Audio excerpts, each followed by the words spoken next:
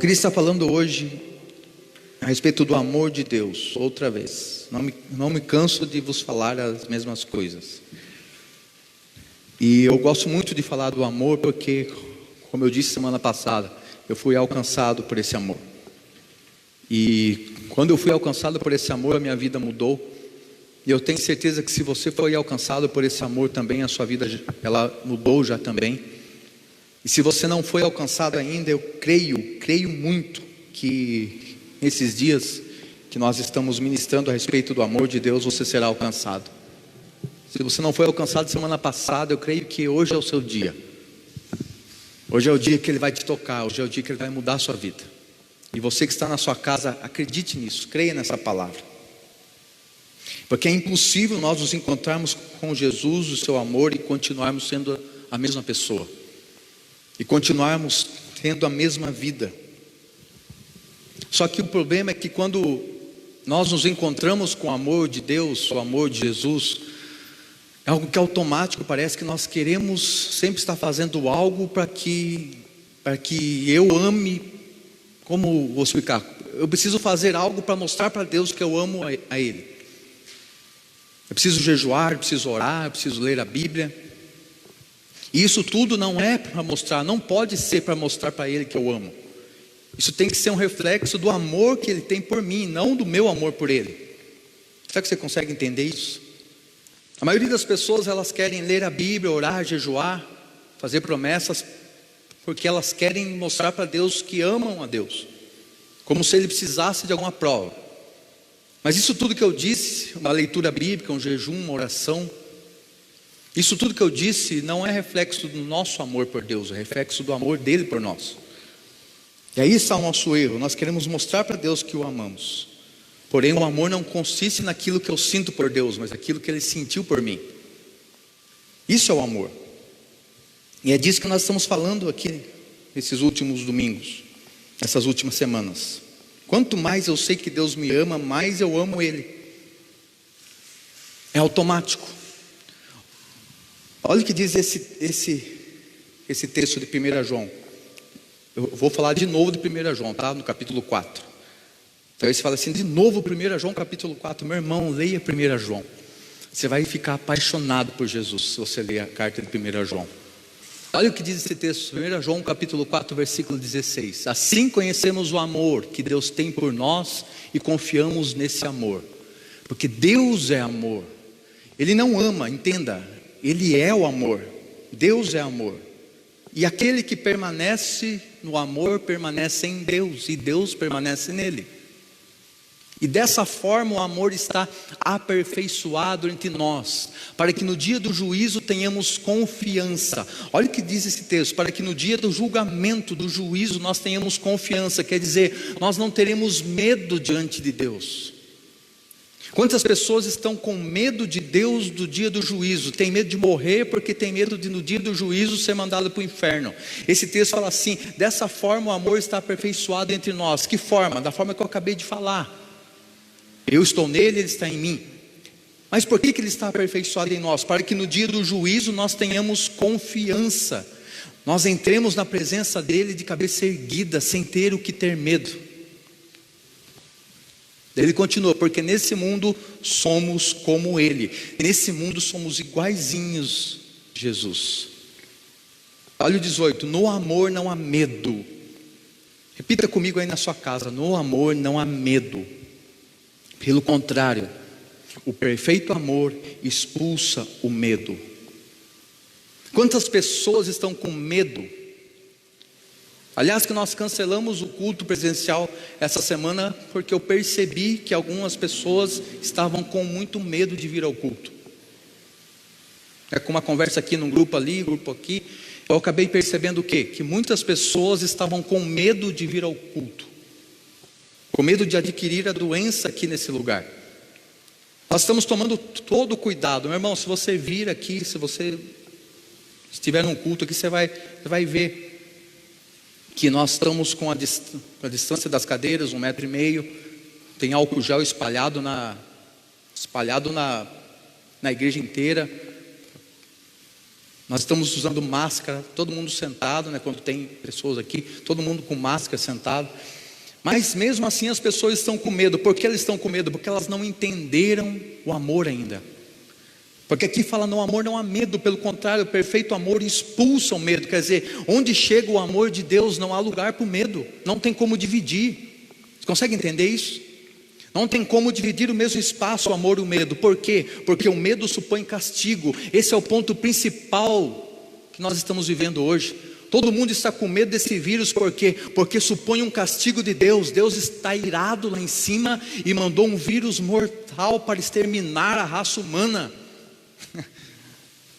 O medo supõe castigo. Se você está com medo do vírus, quer dizer que você está com medo de Deus. Quer dizer que você acha que Deus está pesando a mão. É isso que diz aqui. Aquele que tem medo não está aperfeiçoado no amor. Olha o que nós falamos. Aquele que tem medo não está aperfeiçoado no amor ainda.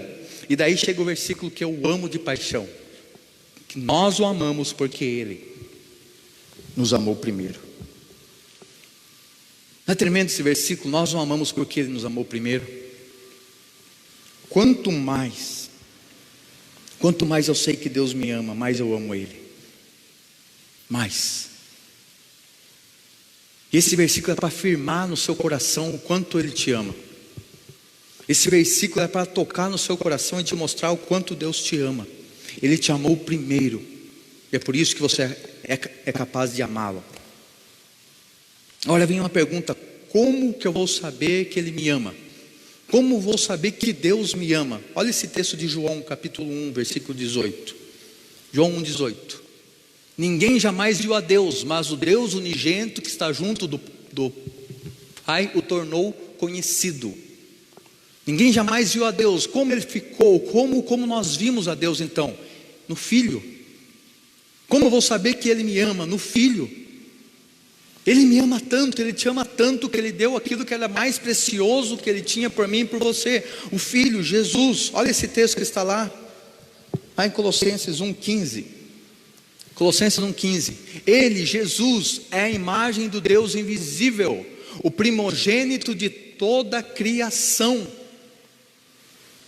Como saber que Deus me ama? Olhando para o Filho, olhando para Jesus.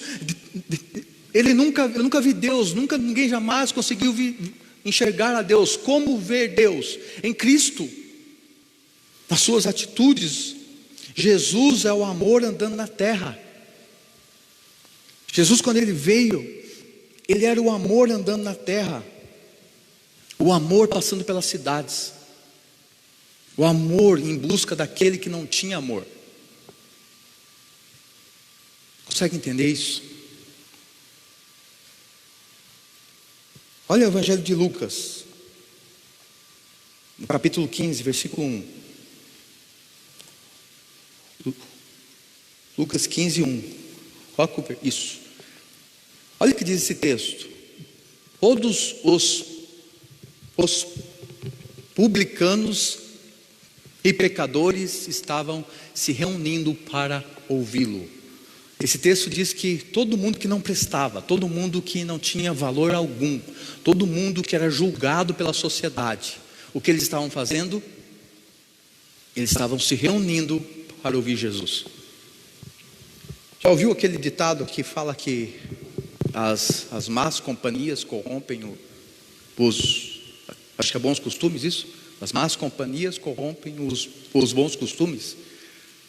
Acho que Jesus não conhecia esse ditado. Alguém tinha que ter falado para Jesus: Jesus, não ande com esse pessoal, porque vai corromper você.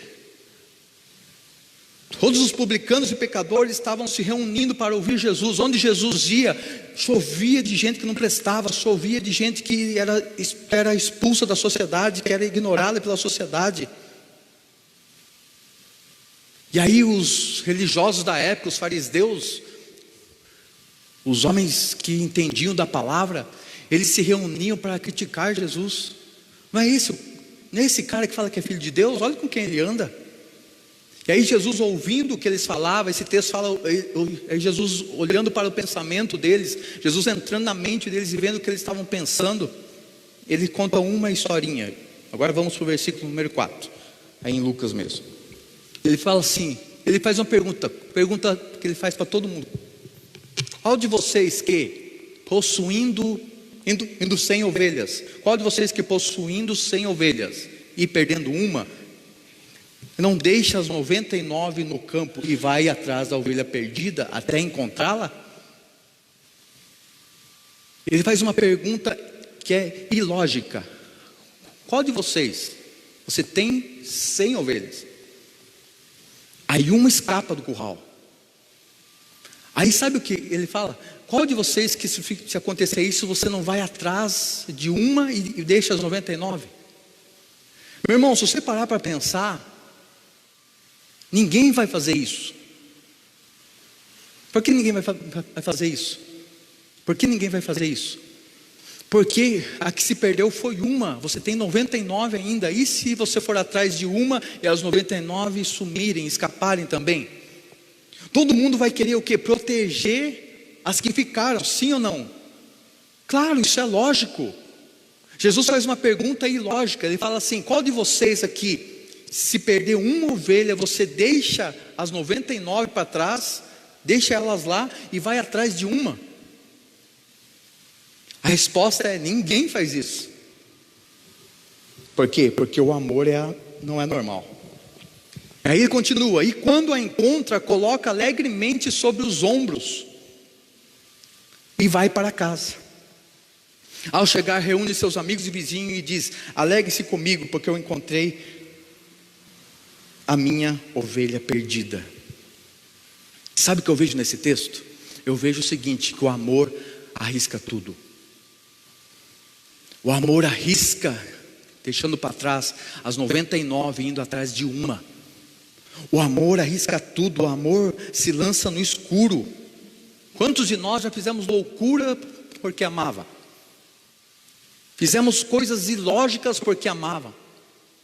É isso que o texto está falando. Jesus está falando assim: eu fiz algo que não tinha lógica porque eu te amei. Jesus vai a lugares por causa de você, somente por causa de você. Quando você vem no culto, Jesus está aqui, não é por causa de uma multidão, é por causa de você. Você que está assistindo agora, Jesus está aí, não é por causa de uma multidão que está assistindo, mas por causa de você. Jesus te ama de forma individual. O pecado, entenda uma coisa de uma vez por todas: o pecado não te afasta de Deus. O pecado faz com que você se afaste de Deus. É diferente. Ele vem do mesmo jeito. O pecado não tem o poder de te afastar de Deus. O pecado, ele afasta você de Deus. Você se afasta dele, não é ele, não é o contrário. Olha o que diz esse texto, está lá no livro de Gênesis, capítulo número 3, versículo 8, você conhece ele. O homem tinha errado, tinha pecado, a mulher tinha comido o fruto, o homem também, e eles viram que estavam nus e ficaram com medo, e se esconderam. Aí o versículo 8 fala assim: ouvindo o homem e a sua mulher os passos de Deus, que andava pelo jardim quando soprava a brisa do dia, esconderam-se da presença do Senhor entre as árvores do jardim. Esse texto está dizendo o quê? Como acontecia todos os dias, o que Deus fez? Deus foi ao encontro do homem. Só que o homem já tinha pecado. Olha que interessante. Ele se encontrava todos os dias à tarde com Deus. O homem se encontrava todos os dias à tarde com Deus. Só que o homem era perfeito. Adão era perfeito, Adão era um homem perfeito que não tinha pecado. Aí de repente Adão pecou, e Deus sabia disso, porque Deus é onisciente, Ele sabia. O dia em que o homem pecou, Deus veio do mesmo jeito. Deus não se importou com o pecado do homem. Quem se importou com o pecado foi o homem. Quem fugiu foi o homem, não foi Deus que fugiu do homem. O homem fugiu de Deus. Aí olha que interessante, o homem fugindo de Deus, lá no jardim do Éden, porque no versículo seguinte ele pergunta: onde está Adão? Onde você está? E Adão fala: estou aqui escondido. Por que se escondeu? Quem mostrou para você que estava nu? O homem fugindo de Deus e Deus correndo atrás do homem, um Deus perseguidor, um Deus que está correndo atrás de você. Viramos um homem que pecou, Adão virou um homem que pecou, um homem que errou, fugindo de um Deus que amava ele. Quantos de nós estamos assim, fugindo de um Deus que nos ama, por causa do pecado? Não é Deus que está se afastando de nós, nós estamos se afastando de Deus. O pecado revelou a face de um Deus que ama incondicionalmente. O diabo pensou assim: vou derrubar o homem de uma vez por todas, vou fazer ele pecar. Sabe o que o diabo fez? O diabo simplesmente revelou para a humanidade a face de um Deus que ama sem condições nenhuma, sem nenhuma imposição, sem nenhuma regra. Você precisa conhecer esse amor, meu irmão. Você que está me ouvindo, você precisa se entregar e conhecer esse amor. Você precisa viver esse amor. Por quê? Porque quando você começar a viver esse amor, você vai entrar na vida eterna. Quantas pessoas estão esperando entrar na vida eterna quando morrer? Um dia eu vou morrer, e o que vai acontecer? Eu vou para o céu, vou entrar na vida eterna. Não, a vida eterna é já. Olha o que diz esse texto de João, capítulo número 17, versículo 3. Esta é a vida eterna. Presta atenção que Jesus fala: esta é a vida eterna. O que é? Que te conheçam, o único Deus verdadeiro, e a Jesus Cristo, a quem enviasse. Quando começa a vida eterna? Quando eu começo a conhecer Jesus. Então nós começamos a andar na eternidade, quando nós temos um encontro com Jesus.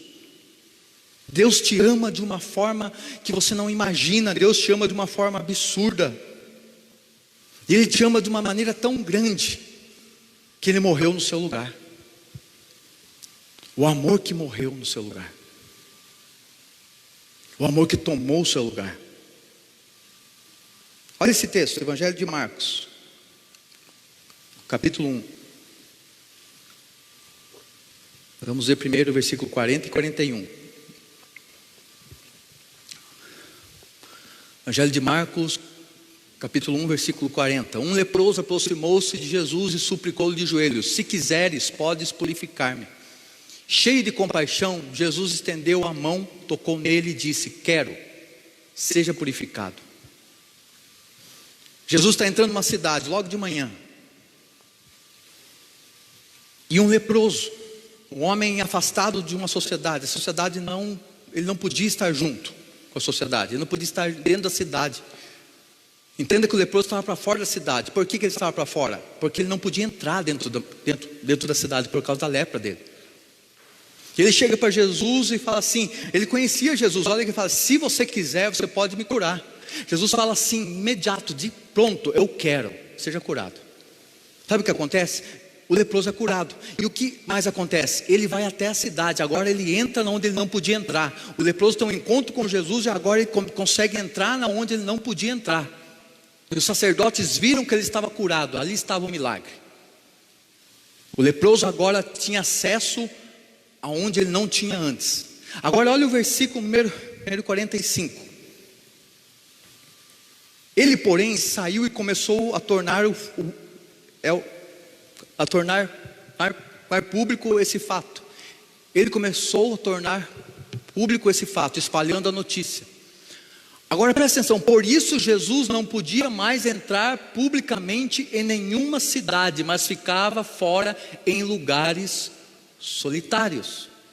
Jesus, presta atenção, antes do milagre, Jesus tinha acesso a qualquer lugar, a qualquer cidade, porque ele não era leproso.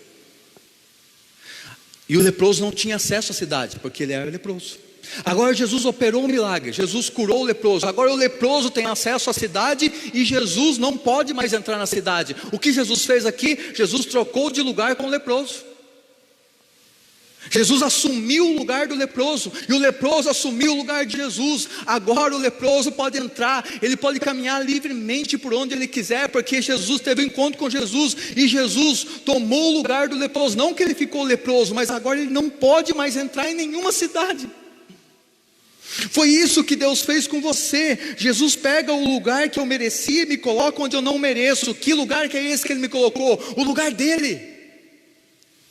E tomou o meu, porque Ele morreu na cruz. É isso que o amor faz, meu irmão. É isso que esse amor que nós estamos falando faz. Ele morre no seu lugar, Ele troca de lugar com você. Jesus é o amor de Deus, é a graça de Deus. João 1,17. João 1,17, olha o que diz: porque a lei foi dada por intermédio de Moisés, a graça e a verdade vieram por intermédio de Jesus Cristo. Moisés, ele deu uma ordem, Moisés, ele escreveu, estava ali, estava escrito. Ele trouxe uma ordem escrita, Ele deu, veio por intermédio dele. Mas a graça e a verdade, ela não foi dada, ela veio. Veio por quê? Porque é uma pessoa. Jesus é o amor de Deus, Jesus é a graça de Deus. Pare de tentar fazer e viva aquilo que Ele já fez por você.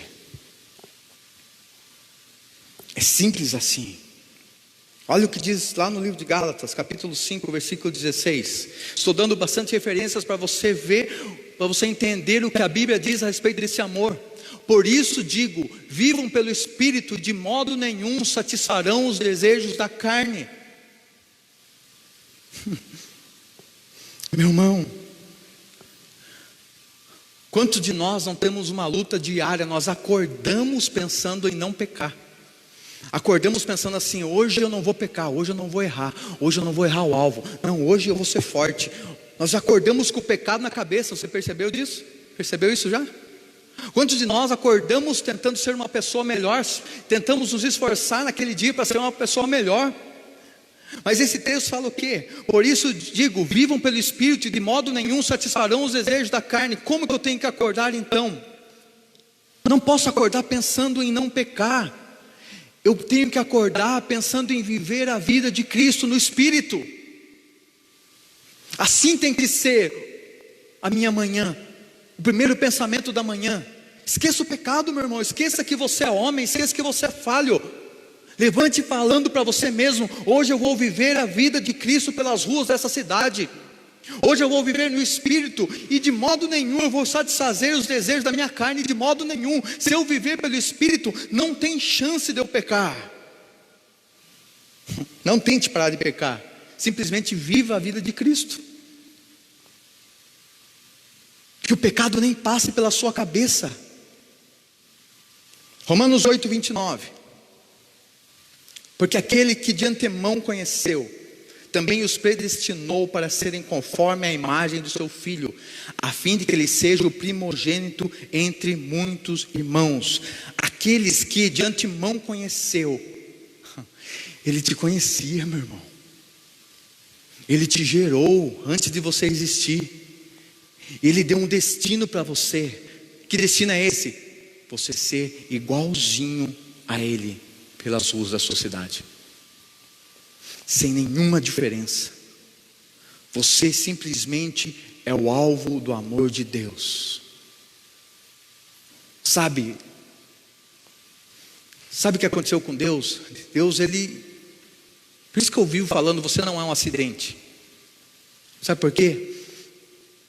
Porque Deus, Ele mirou em você. Deus, Ele pegou a arma de amor que Ele tinha, e Ele ajustou bem certinho em cima de você. Ele tinha um alvo, e o alvo era você. E sabe o que Ele fez? Ele acertou esse alvo. Então você não foi um acidente, você não foi um segundo plano de Deus. Adão pecou, Israel agora se corrompeu, o que eu vou fazer? Vou partir para aqueles que eram perdidos. Não, você sempre foi o alvo do amor de Deus. Ele sempre quis se acertar.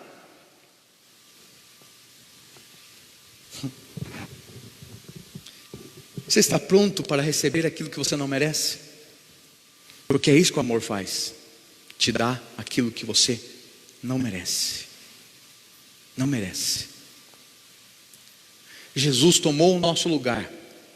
E um dos maiores exemplos que Jesus tomou o nosso lugar é na sua prisão. Jesus foi preso, você conhece a história. Ele foi preso, e no dia do julgamento, quando Pilatos chamou ele, Pilatos tinha um cara preso lá, chamado do Barrabás. Era um assassino. Alguns teólogos falam que é um assassino político. Ele era político. Ele não era uma pessoa, um assassino frio e tal. Ele matava por uma ideologia. E ele estava preso, estava condenado. Ele ia morrer, não tinha chance. Esse cara, ele ia morrer. Aí no dia que prenderam Jesus, ele falou assim: então vou fazer um negócio, o povo vai escolher. E eu penso comigo, e isso, a Bíblia diz isso, que Pilatos ficou surpreso. O que Pilatos fez? Pilatos pegou o Barrabás, o assassino, e colocou do lado de Jesus, um homem que não tinha feito mal a ninguém, pelo contrário, só fazia o bem. E ele tinha certeza que o povo ia falar o quê? Jesus, nós queremos Jesus, que Barrabás morra, porque Barrabás era um assassino. E o que o povo falou? Olha lá, Evangelho de Mateus, capítulo 27, versículo 21. Então perguntou o governador: qual dos dois vocês querem que eu solte? Responderam eles, respondeu o povo: solte-te Barrabás. Eles escolheram o assassino. Esse texto deixa claro uma pergunta do governador: qual dos dois vocês, povo, vocês aí, que são as pessoas que moram nessa cidade, qual dos dois vocês querem que eu solte? E o povo respondeu: solta Barrabás. Conhece aquele outro ditado que fala que a voz do povo é a voz de Deus? Você acredita nele? De repente a sua resposta agora foi não. Eu não acredito nele. E se eu te disser que nesse texto pelo menos a voz do povo foi a voz de Deus? Olha o que diz em João, capítulo número 10, versículo 17 e 18.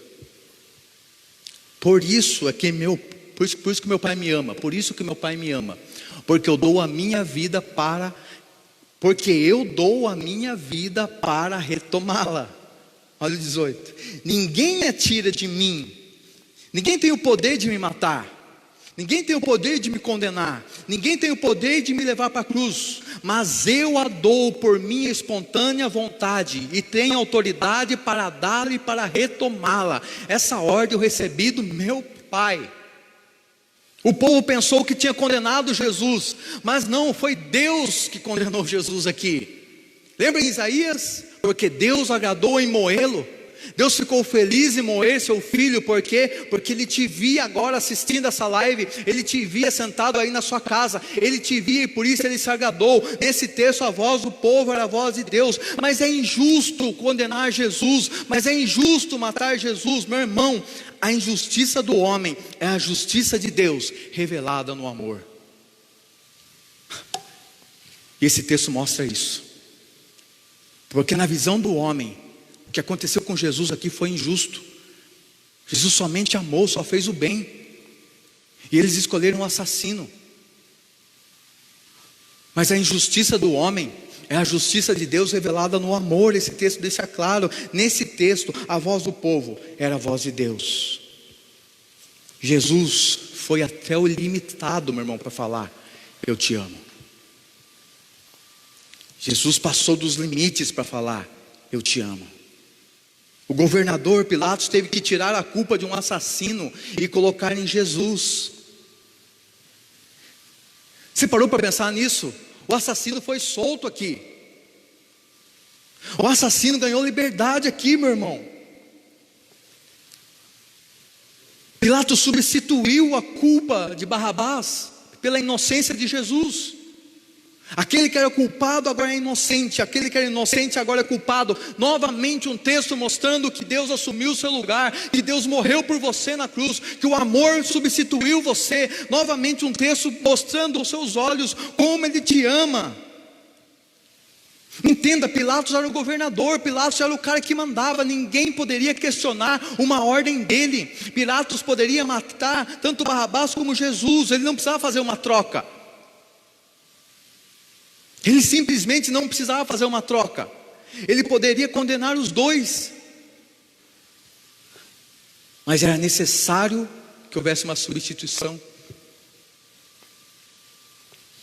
Entenda, esse cara, esse assassino, ele já estava condenado, meu irmão.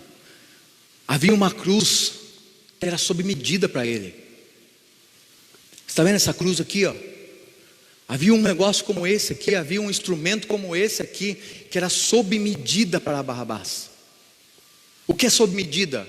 Até mesmo os buracos da cruz já estavam iniciados, conforme o tamanho do braço de Barrabás. Tanto que se você ler alguns textos para frente, você vai ver que tiveram que deslocar o ombro de Jesus para poder pregar ele. Por que fizeram isso? Porque a mão de Jesus não alcançava no lugar onde estava o buraco da mão de Barrabás. Tiveram que deslocar o ombro de Jesus, não era dele a cruz. Foi por isso que Pilatos não condenou os dois, porque Jesus não morreu numa cruz que foi feita para ele. Jesus morreu numa cruz que era feita para um assassino, para Barrabás. Sabe o que isso quer dizer? Novamente, que Jesus tomou o nosso lugar e deu o lugar dele por nós. Jesus morreu no seu lugar, era para mim e você estarmos lá. Barrabás ganhou a liberdade na prisão de Jesus. Olha o que diz o livro de Gálatas, capítulo 5, versículo 1. Gálatas 5, 1. Foi para a liberdade que Cristo nos libertou.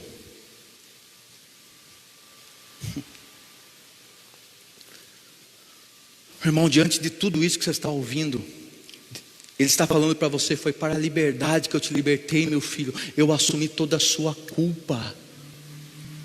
E ele continua aqui: portanto, permaneçam firmes e não se deixem submeter novamente a um jugo de escravidão. Não volte para trás, não tem mais cruz para você. Não tem mais condenação para você.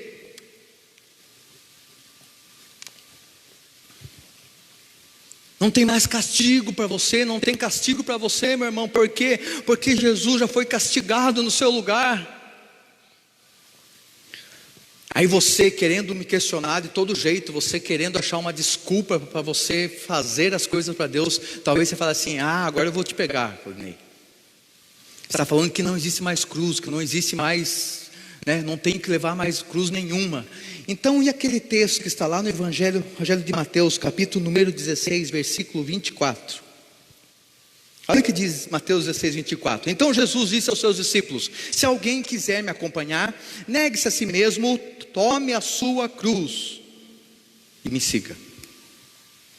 Como assim não tem mais cruz? Esse texto acaba de dizer, Jesus falando, não é nenhum discípulo, não é nenhum escritor falando. Jesus, o próprio Jesus está falando assim: se você quiser me seguir, se você quiser vir após mim, pegue a sua cruz, negue-se a si mesmo e venha atrás de mim. Tem uma cruz aqui, Claudinei, tem uma cruz aqui. Como que você está ignorando? Eu tenho que fazer algo. Você quer mesmo saber o que é essa cruz? Você quer mesmo saber? Não, você não quer saber. Você precisa saber o que é essa cruz. Você precisa saber o que é essa cruz. Romanos 8,13. Olha o que diz Romanos 8,13. Porque se vocês viverem de acordo com a carne, morrerão. Mas se pelo Espírito fizerem morrer os atos do corpo, então você vai viver. O que era a cruz? Responda para mim aí na sua casa. O que era a cruz? A cruz era o instrumento de morte. A cruz era onde as pessoas eram colocadas para morrer, para perder sua vida. E o que esse texto que o apóstolo Paulo está falando aqui? O que ele está falando? Se vocês quiserem, porque se vocês viverem de acordo com a carne, vão morrer. Mas se pelo Espírito fizerem morrer os atos do seu corpo, então vocês vão viver. Como que eu faço morrer os atos do meu corpo? Pelo Espírito Santo. Então o que é a minha cruz? O que é a cruz que Jesus falou lá no Evangelho de Mateus capítulo 16? É o Espírito Santo. É eu levantar todos os dias de manhã, e todos os dias de manhã eu abraçar a minha cruz, o Espírito Santo, e fazer morrer a minha, fazer morrer os meus desejos, fazer a minha carne, e então eu vou estar levando a minha cruz. E eu quero te dizer, essa cruz não é nada pesada, porque essa cruz te amou, essa cruz é o amor. Ele, Jesus e Deus Pai são o amor, eles te amaram de igual forma. Essa cruz, você não tem castigo nela, você tem só benefícios. Essa é a cruz que Jesus quer que você carregue, o Espírito Santo de Deus, todos os dias, todas as manhãs, todas as horas, porque Jesus falou lá, dia após dia, pega a sua cruz e me siga. Não é uma vez só, não é o dia que você entregou sua vida para Jesus na igreja, levantou sua mão, não, é todos os dias você levantar e falar: bom dia, Espírito Santo, vamos viver esse dia. Irmãos, há 18 anos atrás, 18, 19 anos atrás, eu li um livro de um cara que todo mundo fala que é herege, Se ele é herege, eu não sei. Eu sei que esse livro mudou minha vida.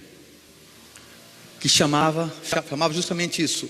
Chamava Bom Dia Espírito Santo.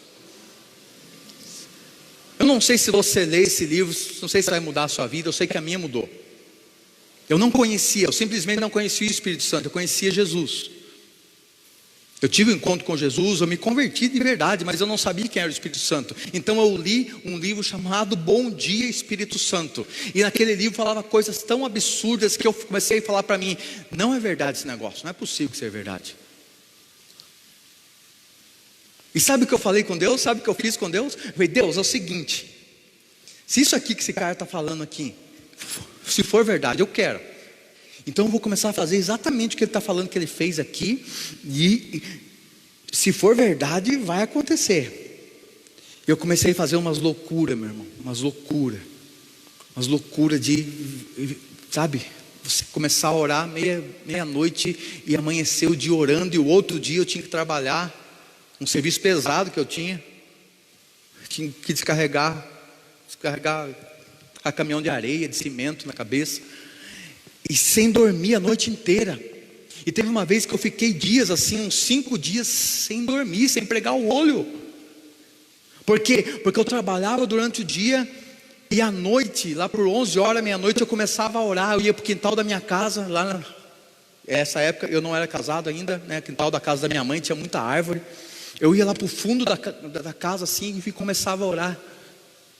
Minha mãe diversas vezes, ela saía assim, eu não via, mas eu ouvia ela abrir na porta de madrugada assim, para dar uma olhada assim, para ver se eu não tinha morrido lá fora, sei lá o que ela queria ver, coitada. Ela já era crente, mas ela não estava nem entendendo o que estava acontecendo, e eu gritando lá no fundo assim, às vezes bem quietinho, né? E comecei a ter experiências tão doidas com Deus, que um dia eu ouvi até a voz do Espírito Santo audivelmente. Se você não quer acreditar também, não acredite, meu irmão, o fato é que eu ouvi, eu sei o que eu ouvi.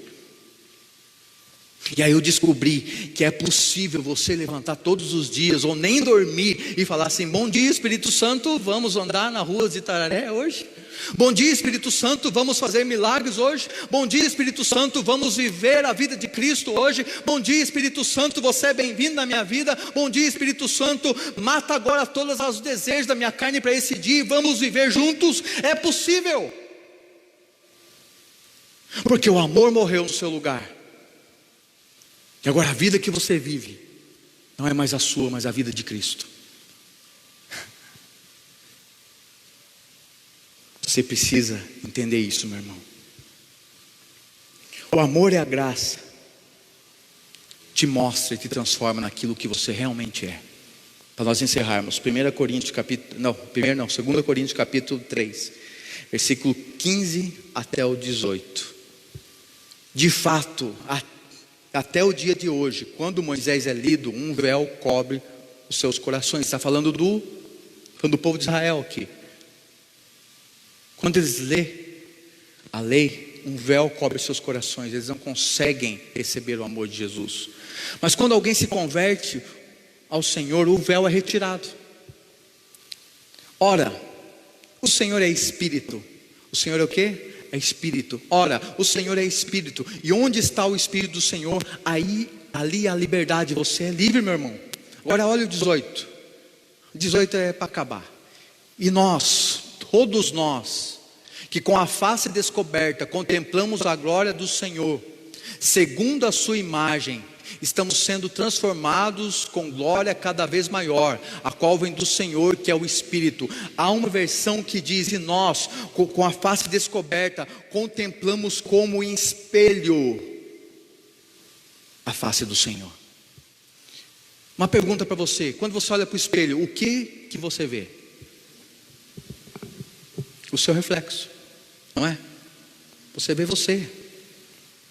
Esse texto está falando nós, todos nós, com a face descoberta, contemplamos a glória do Senhor. Esse texto está falando que quando nós olhamos para o espelho, nós enxergamos quem? A glória do Senhor. Segundo o quê? Segundo a sua imagem, estamos sendo transformados com glória cada vez maior. Quer dizer que quando nós olhamos para Jesus, quem nós enxergamos? Jesus é como espelho, nós enxergamos o nosso reflexo, o reflexo dele em nós. Então agora não tem como separar isso, meu irmão. Não tem como você entender quem é quem agora, porque vocês são um.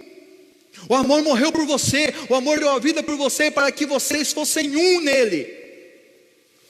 Um nele. Você só vai conseguir entender isso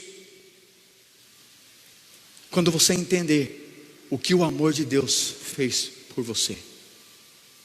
Eu queria voltar lá no primeiro texto, por favor, Ana, gentileza, 1 João capítulo 4. No amor não há medo. Pelo contrário, o perfeito amor expulsa todo medo, porque o medo supõe castigo. Aquele que tem medo não está aperfeiçoado no amor. Nós o amamos porque Ele nos amou primeiro. O meu objetivo com essas mensagens de amor é mostrar para você que sim, há um Deus que te ama de uma forma absurda. Há um Deus que te ama de uma forma que você não vai conseguir entender. Sim, existe um Deus que ainda hoje te ama de uma maneira incompreensível e que não está te castigando. E que em nenhum momento da sua vida Ele vai te castigar. E que em nenhum momento da sua vida Ele vai pesar a mão sobre você. Por quê? Porque o amor lança fora o medo, o amor lança fora o castigo. Você não está debaixo de condenação, você não está debaixo do julgamento, você está debaixo do amor de Deus, e só isso, e ponto final, acabou. Então entenda uma coisa, eu não sei o que a religião ela fez com você. Eu não sei o que a religião aprontou com você. Eu não sei o que líderes talvez fizeram com você. Mas eu sei de uma coisa, Deus, Ele sempre te amou, e Ele nunca participou de nada que fizesse você sofrer. Amém? Eu imagino que se Jesus não falasse o nome de Lázaro, todos os mortos ali iriam ressuscitar. Sabe o que Jesus está falando hoje aqui? Ele está falando o seu nome. João, saia para fora. Maria, saia para fora.